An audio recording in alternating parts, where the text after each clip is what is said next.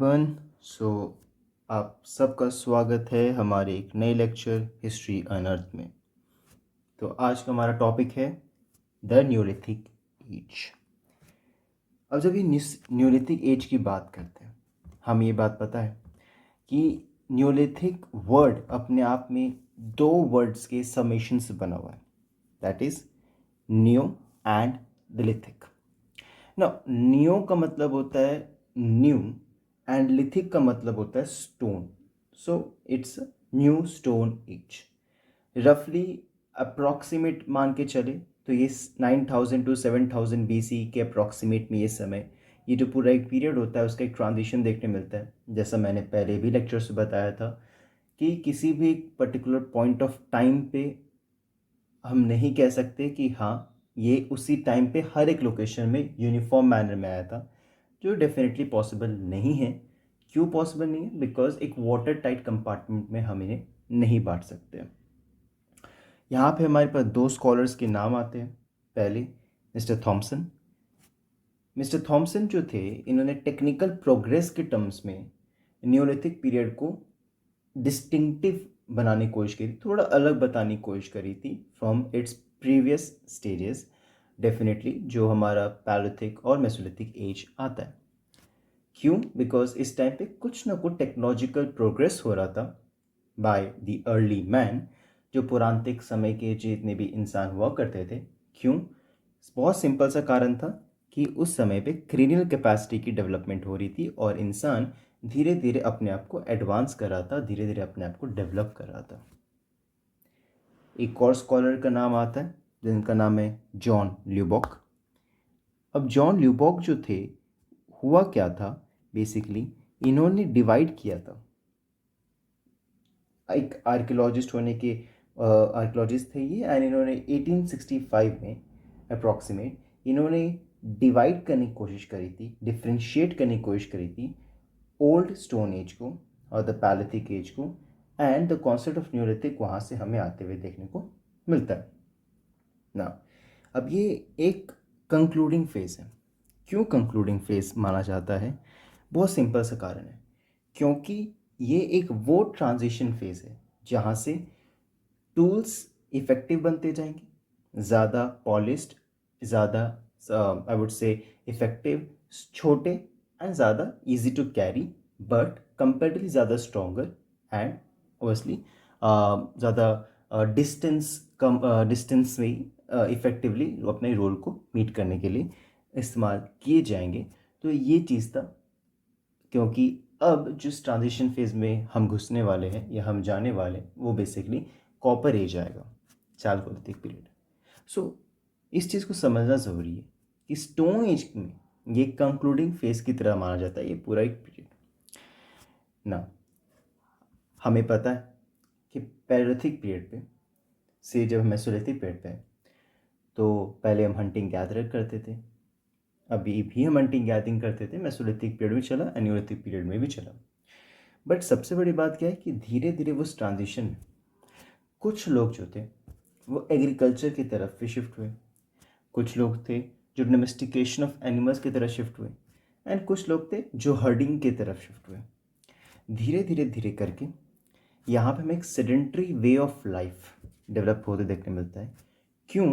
Because उसका बहुत simple सा कारण था सबसिस्टेंस इकोनॉमी।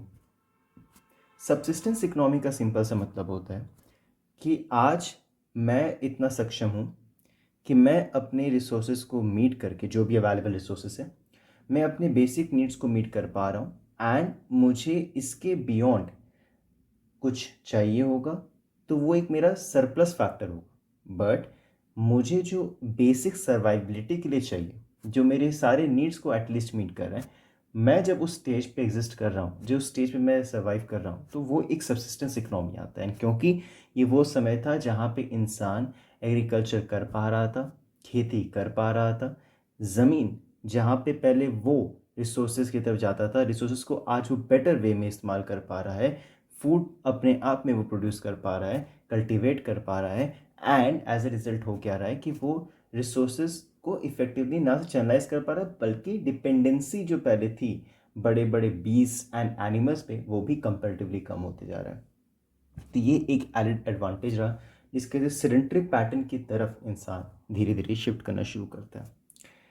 अब सबसे इम्पॉर्टेंट बात यहाँ पे आती है कि इस फोटो में हम देखते हैं, ये फोटो जो हमारे सामने है, यहाँ पे हमें क्या देखने मिल रहा है? यहाँ पे हमें देखने मिल रहा है फॉरेस्ट, हमें देखने मिल रहा है कैटल्स, हमें देखने मिल रहा है रिवर, हमें देखने मिल रहा है छोटे छोटे ट्रीज, हमें देखने मिल रहा है potteries, kind of potteries, grinding stones, containers, sickles, hand axe, cultivation of crops, hearths, some more domesticated animals, clean environment, blue environment, like blue sky. Now इस पिक्चर से देख के हमें क्या समझ में आ रहा है कि इंसान नेकेड नहीं है, वो अपने बॉडी को कवर कर रहा है, पहली चीज़। दूसरा, रिवर, हमें पता है जब हम होलोसीन पीरियड पे ट्रांजिशन में थे तभी रिवर्स की ट्रांसफॉर्मेशन होना शुरू हो गई थी, बिकॉज ग्लेशियर्स मेल्ट कर रहे थे। इस टाइम पे फर्दर डेवलपमेंट होएगा। जैसे जैसे टेम्परेचर बढ़ते जा रहा था, वाटर साइकिल जो हमारा होता है वो कंटिन्यूस प्रोसेस में आना शुरू होता है, एंड एज अ रिजल्ट हमें देखने मिलता है किस तरीके से ज़्यादा better dense canopy, dense forested areas हमें देखने को मिलते हैं। इसका एक और आउटकम क्या होता है, जैसे जैसे ये समझने वाली बात है कि कुछ ऐसे एरियाज़ होंगे जहाँ पे डेंस कैनोपी होगी, यानी कि ज़्यादा जंगल होंगे, ज़्यादा करीब करीब पेड़ होंगे, जो पूरा एक ऐसा एरिया होगा जहाँ पे आपकी सनलाइट पेनिट्रेट नहीं कर पाती होगी। कुछ ऐसे एरियाज़ होंगे जो उसके पर्टिकुलरली फ्रिंजेस में होंगे, यानी कि किनारे किनारे में होंगे। कुछ एरियाज़ होंगे जो कि एक इको टोन में होंगे, जो कि एक ट्रांजिशन में होंगे प्लेन्स और मेन फॉरेस्ट के बीच में। तो होता क्या है कि ये वो समय होता है जहाँ पे जो बड़े बड़े जानवर थे वो धीरे धीरे फॉरेस्ट के अंदर जाना शुरू करते हैं। छोटे जानवर, क्योंकि एक सर्वाइवलिटी का फैक्टर होता है, तो बहुत सारे जानवर अपने आप को उसके अकॉर्डिंग चेंज करते हैं, अडेप्ट करते हैं, एंड ज़्यादा वो छोटे, वार्म ब्लडेड, बट साथ ही साथ कम फर वाले एंड ज़्यादा फास्ट। यानी कि अगर एक एग्जांपल मैं रैबिट का लेता हूँ या स्क्विरल का लेता हूँ, तो ये कुछ ऐसे जानवर हैं जो छोटे हैं बट बहुत तेज़ हैं। तो डेफिनेटली उस केस में एक ट्रांजिशन में जब हम बात करते हैं कि क्यों स्टोन जो हमारे टूल्स थे उनकी साइजेस को छोटा किया गया और ज़्यादा इफेक्टिव बनाने की कोशिश की, ज़्यादा फाइन एंड पॉलिश बनाने की कोशिश की, उसका बहुत बड़ा कारण ये भी था कि इनका अब जो एक हंटिंग गैदरिंग का एक प्रोसेस था, उस पूरे प्रोसेस में जो एनिमल्स है, जो एक टारगेटेड हमारा टारगेट है इंसान का, वो क्योंकि छोटा होते जा रहा है, क्योंकि वो ज़्यादा मोबाइल होते जा रहा है, यानी ज़्यादा फास्ट होते जा रहा है, उस केस में अगर उसे हंट करना है तो आप बड़े बड़े बोल्डर्स को इस्तेमाल नहीं कर सकते, हैवी इक्विपमेंट्स को इस्तेमाल नहीं कर सकते। You need fast, you need small, polished and effective edge at the same point of time. तो ये चीज़ें इंपॉर्टेंट है। कुछ एनिमल्स को डोमेस्टिकेट किया गया। डोमेस्टिकेशन करने के पीछे दो तीन मेजर कारण हुआ करते थे। पहला कारण डेफिनेटली कि आपको एक सिक्योरिटी का फैक्टर मिल रहा है, बट सबसे इंपॉर्टेंट फैक्टर ये भी था कि इन द केस और during the time of some uncertainties, जिस टाइम पे खाना अवेलेबल नहीं है, तो इन जानवरों को इस्तेमाल रेगुलर बेसिस पे, फॉर एग्जांपल अगर मिल्च एनिमल्स है तो दूध के लिए, और अगर नहीं है तो बेसिकली उनकी मीट के लिए भी इस्तेमाल करे जाते थे।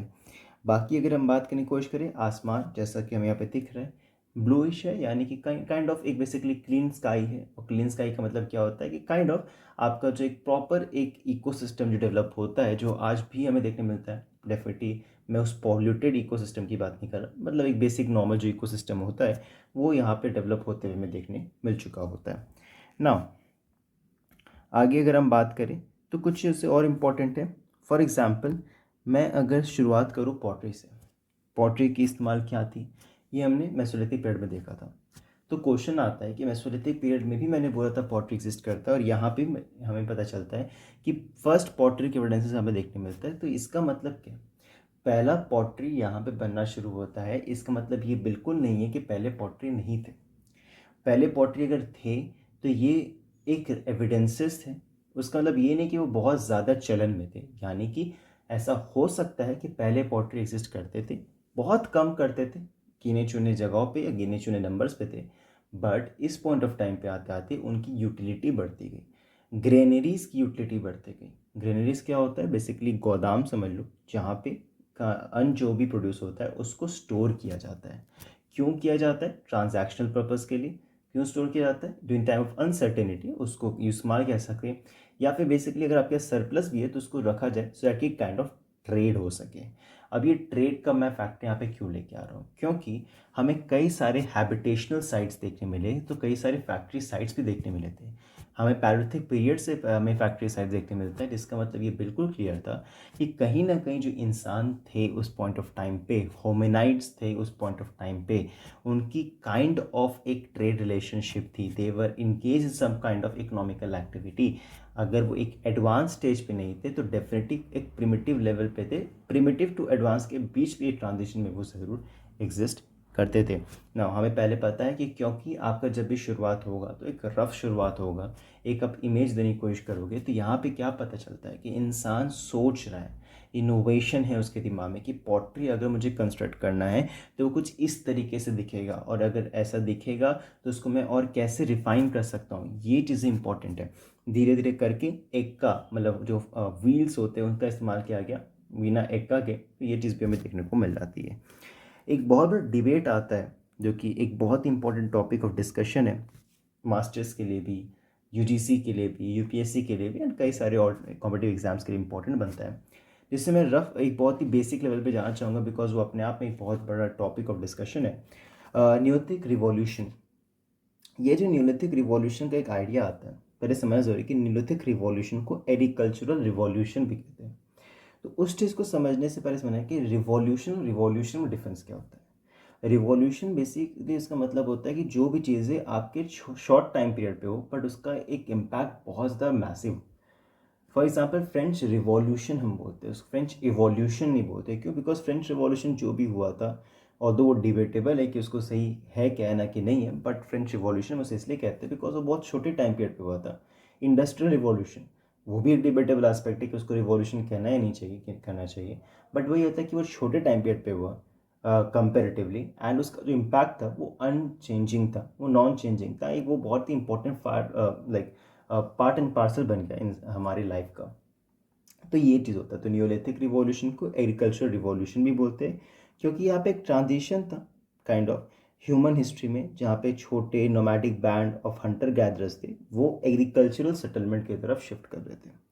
ये अप्रॉक्सीमेट 10,000 BC के आसपास शुरू हुआ था। फर्टाइल क्रिसेंट रीजन जो मिडिल ईस्ट का है वहाँ पे हमें देखने को मिलता है। हमें पहली बार में देखने मिलता है किस तरीके से फार्मिंग जो है वो शुरुआत होती है। अर्ली न्यूलिथिक एज की बात करें तो ये कहीं ना कहीं यहाँ पे हमें पॉलिश टूल्स भी देखने मिलते हैं। एंड सबसे बड़ी बात यहाँ पे क्या है कि कुछ चीज़ें जो इंपॉर्टेंट यहाँ पे चेंजेस होती है, बेसिक चेंजेस ही बोल सकते हैं। वो एक पूरा एक लिविंग फैक्टर जो होता है, एक लिविंग सब्सटेंस होता है इंसानों के उस पॉइंट ऑफ टाइम पे, उसमें एक मेजर चेंज लेके आने की कोशिश करता है। एंड यहाँ पे इस पूरे रिवॉल्यूशन का एक जो नींव रखते हैं वो डेफिनेटली एक इम्पॉर्टेंट हमारे पास पर्सनैलिटी है जिनका नाम है गॉर्डन चाइल्ड। उन्होंने अपनी बुक में लिखा था उनका बुक का नाम था मैन मेक्स हिमसेल्फ 1936 में। उसमें इन्होंने इस बारे में बात ज़रूर करी थी। अब न्यूलिथिक रिवॉल्यूशन की बात करें तो कई सारे एरियाज़ में उन्होंने बताने की कोशिश करी थी। ब्रॉडली मैं बताऊं तो वो सोशल स्ट्रक्चर में क्या चेंजेस आ रही थी, बिलीफ पैटर्न में क्या चेंज था, पॉटरीज एंड वीविंग में क्या चेंजेस थे, एक्सचेंज ऑफ मेटल्स में क्या चेंजेस आ रही थी due to that transition, settlement pattern में क्या चेंजेस था, डाइटरी पैटर्न में क्या चेंज था, या टूल्स में क्या चेंज था। ये सारे फैक्टर्स हैं जिनको मद्देनज़र रखते हुए गॉर्डन चाइल्ड ने कहीं ना कहीं बताने की कोशिश करी थी कि ये ट्रांजिशन है। अगेन मैं ये बोलूँगा कि ये बहुत matter of debate and discussion है, जिसके बारे में हमें ओबियसली एक अगर लेक्चर में मैं बताने की ज़रूर कोशिश करूँगा, बट एक रफ बेसिस में बात करूँ तो हाँ, एक रिवॉल्यूशन है या नहीं है वो गॉर्डन चाइल्ड बताने की कोशिश करी थी, but it's a matter of great debate क्या इसे हमें कहना चाहिए या नहीं कहना चाहिए ना। अब सबसे इंपॉर्टेंट चीज़ें क्या है कि पहला साइट इंडियन सब कॉन्टिनेंट में हमें न्यूलिथिक से लेके मेहरगढ़ में देखने मिलता है अराउंड 7000 BCE।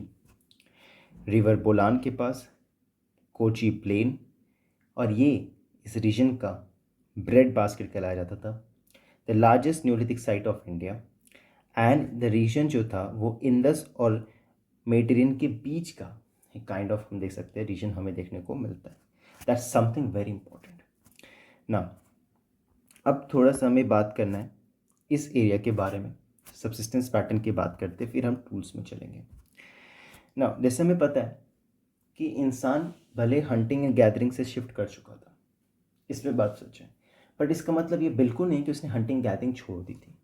आज भी बहुत से मतलब उस पॉइंट ऑफ टाइम पे भी वैसे बहुत सारे लोग थे जो हंटिंग गैदरिंग कंटिन्यू कर रहे थे, बिकॉज एक बहुत ही कॉमन पैसिव रेजिस्टेंस होता है किसी भी इंसान को किसी एक्सेप्ट न्यू चेंजेस। तो वो चेंज होता वो डेफिनेटली ग्रेजुअली हुआ, इफ मैं ये नहीं बोलूँगा in absolute sense but to a larger extent. But क्योंकि आज भी हमें कई सारे शेड्यूल्ड ट्राइब कम्युनिटीज़ देखने मिलते हैं छोटे नंबर में, बट आज भी वो हंटिंग गैदरिंग कम्युनिटीज़ में ही इन्वॉल्व है। फिर हमें देखने मिलता है हाउसेस के जो शेप्स एंड साइजेस होते हैं वो डेफिनेटली चेंज होना शुरू होता है।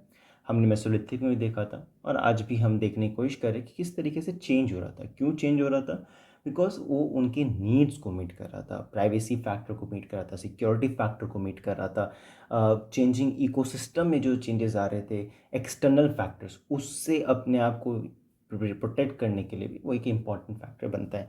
हमें सर्कुलर हाउसेस देखने मिलते हैं, हमें वाटल एंड डब हाउसेस देखने मिलते हैं। वाटल एंड डब हाउस का एक एग्जांपल ये है।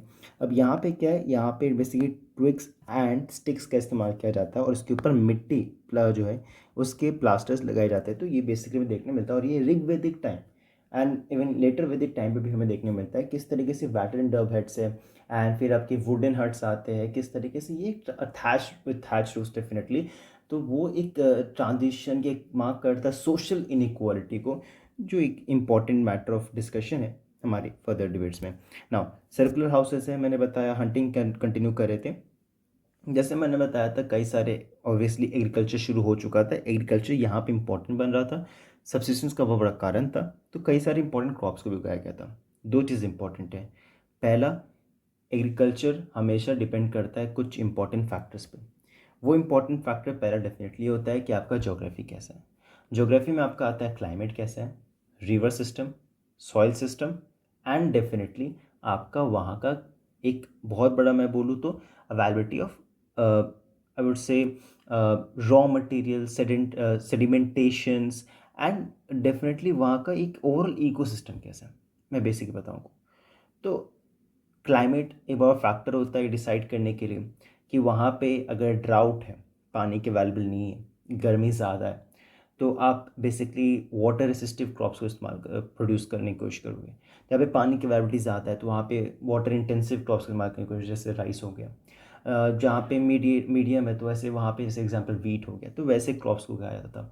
फॉर एग्जांपल राजस्थान के रीजन को देख रहे हैं या फिर सिंध के रीजन को देख रहे हैं, ऐसे रीजन जहाँ पे पानी की अवेलेबिलिटी थोड़ी कम है तो वहाँ पे रागी ऐसे क्रॉप्स को उगाया जा रहा है। तो डेफिनेटली रागी, कुलाटी जिसको हम हॉर्स ग्राम भी कहते हैं, राइस, वीट, बार्ले, ऐसे क्रॉप्स को डेफिनेटली बहुत हद तक उगाया जाता था। उसका कारण था सॉइल क्योंकि अगर ज़्यादा सेडिमेंट्री डिपॉजिट्स हैं तो इसके ऑब्वियसली जो पार्टिकल्स होंगे वो बहुत फाइन होंगे, सरफेस एरिया ज़्यादा होगा और डेफिनेटली वहाँ पे जो वाटर रिटेटिव कैपेसिटी होगी वो ज़्यादा होगी एंड एज अ रिजल्ट ज़्यादा बेटर क्रॉप प्रोडक्शन होगा।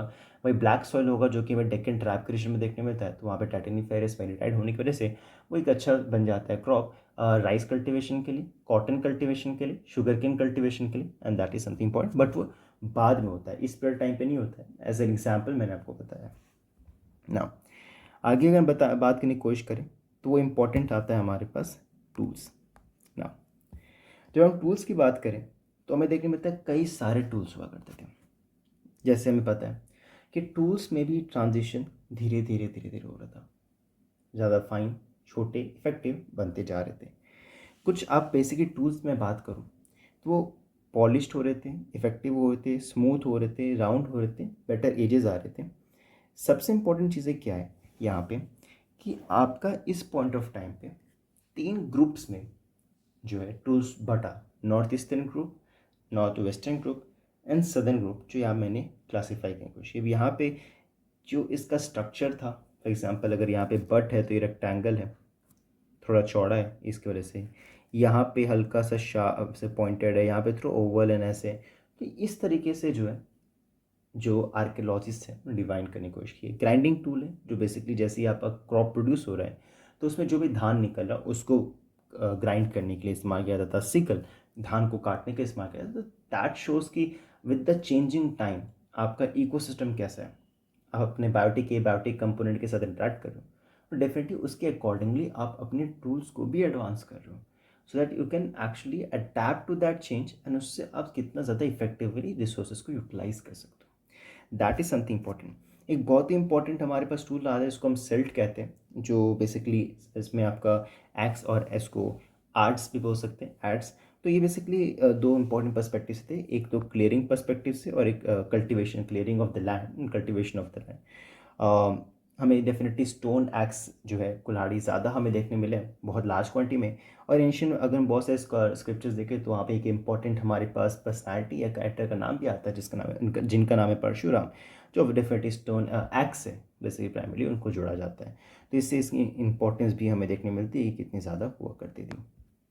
एनिमल डोमेस्टिकेशन जो हमने मेसोलिथिक पीरियड के ट्रांजिशन में देखा था, इस टाइम पे देखें तो डेफिनेटली आपकी गोट्स जो थे वो इंपॉर्टेंट हुआ करते थे, बट कहीं ना कहीं इस पॉइंट ऑफ टाइम पे कैटल जो है वो कहीं ना कहीं गोट को ओवर शेडो कर जाती है, इनकी रेलिवेंस, इनकी इंपॉर्टेंस बढ़ जाती है, मिल्च होने की वजह से भी and definitely at the time of uncertainty meat की वजह से भी।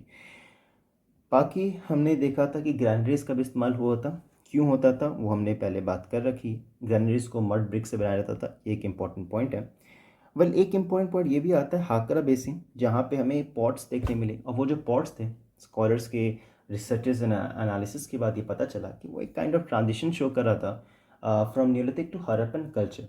मैं हरप्पन सिविलाइजेशन की बात नहीं कर रहा, मैं हरप्पन कल्चर की बात कर रहा हूँ।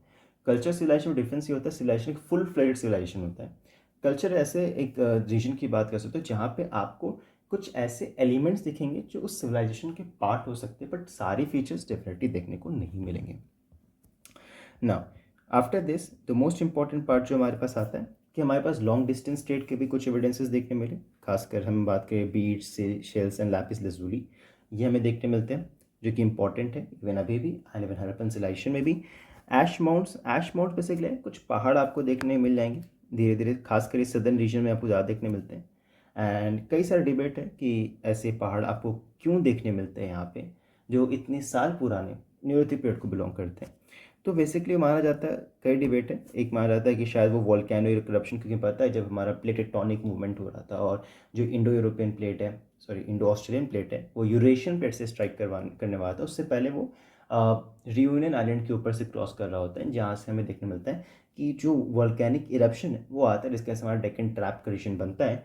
तो उस टाइम पे भी जो कुछ ऐसे आपके एलिमेंट्स थे या कुछ ऐसे रीजन्स थे जहाँ पे ज़्यादा ऐश कंटेंट वॉल्केनिक कंपाउंड बढ़ गया, और उसने अपने आप को एक ऐसा कोन शेप ले लिया जो इसलिए जाके इवेंचुअली आपका ऐसा माउंट के तौर पे बन जाता है। सेकेंड आता है इसे सती प्रथा काइंड ऑफ होती होगी एंड उसके वजह से भी आपको यहाँ पे देखने मिला है। फिर आता है काउ डंग की वजह से भी हो सकता है, और industrial activity like gold and silver की एक्टिविटीज उस टाइम पे हुआ करते थे, शायद उसकी वजह से भी होता होगा, बट ये अगेन एक मैटर ऑफ कंट्रोवर्सी है और मैटर ऑफ ग्रेट डिबेट है। कुछ इंपॉर्टेंट रीजन्स है जहाँ पे देखने मिले, जैसे कर्नाटका के रीजन से बेल्लारी हो गया, रायचूर हो गया, गुलबर्ग हो गया, और आंध्र प्रदेश के रीजन जैसे उटनूर और पल्लवाय हो गया, तो कुछ इंपॉर्टेंट रीजन्स हैं। हाँ, एक इम्पॉर्टेंट ये भी है कि हमें कुछ टेराकोटा के फीमेल फिगर्स भी देखने मिले हैं जिनको एसोसिएट करते हैं historians and archaeologist mother goddesses से।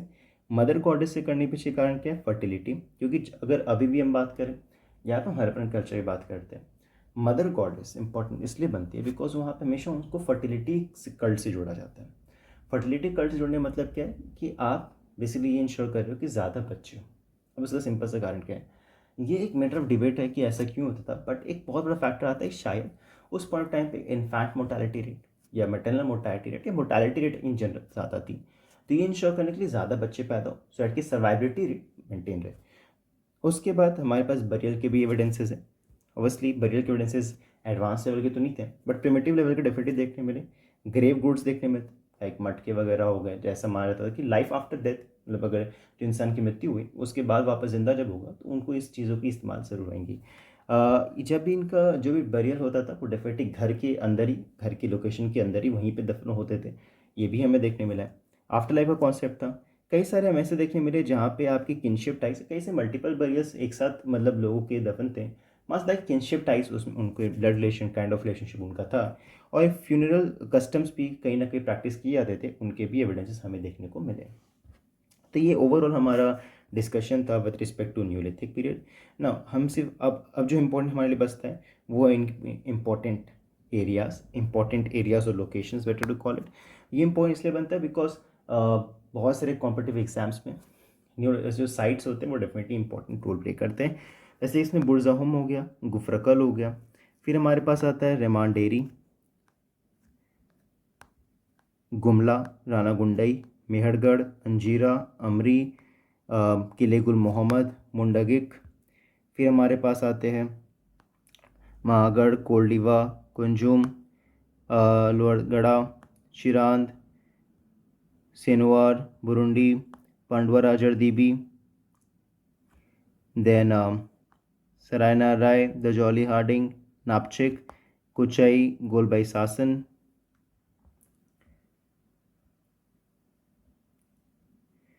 देन इम्पॉर्टेंट हमारे पास आते हैं वडगल, मस्की, उटनूर, संगनकल्लू, ब्रह्मगिरी, पंचमपल्ली, हल्लूर, बिकलीहल, बुडीहल। ये कुछ इंपॉर्टेंट साइट्स हैं जो हमें देखने मिलते हैं न्यूलिथिक पीरियड को बिलोंग करते हैं। And this is the end of this chapter. Now the most important part, अगर आपको मेरे एफर्ट्स डेफिनेटली अच्छे लगे तो आई रिक्वेस्ट कि आप प्लीज़ लाइक करें, सब्सक्राइब करें, शेयर करें, सो कि ज़्यादा से ज़्यादा लोगों को मदद मिले। ये एक इनिशिएटिव था जो मैंने लिया था, सो कि एक बेटर वे में, एक इनोवेटिव वे में, एक इंटरेस्टिंग वे में, जो एक क्वालिटी कंटेंट होता है विथ नो बकवास, डेफिनेटली बच्चों को और लोगों को और स्टूडेंट्स को जो नीड में है और जो इंटरेस्टेड है हिस्ट्री में, उनको प्रोवाइड किया जा सके फ्री ऑफ कॉस्ट। डेफिनेटली अगर आप लाइक करें, सब्सक्राइब करें, शेयर करेंगे तो मुझे मोटिवेशन मिलेगा।